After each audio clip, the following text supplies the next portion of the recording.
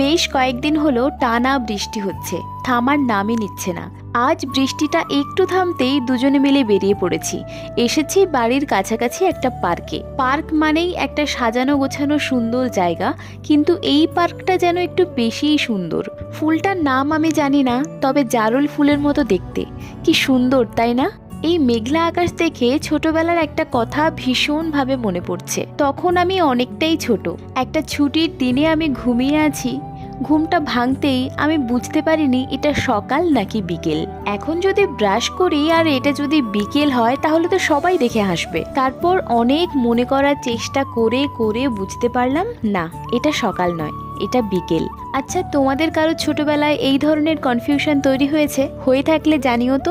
আজকের আমরা এসেছি হলদিয়ার সতীশ সামন্ত পার্কে। ইনি একজন স্বাধীনতা সংগ্রামী, এনার নামেই এই পার্কটি ভিজিট না করলে একবার ঘুরে যেও, ভালো লাগবে।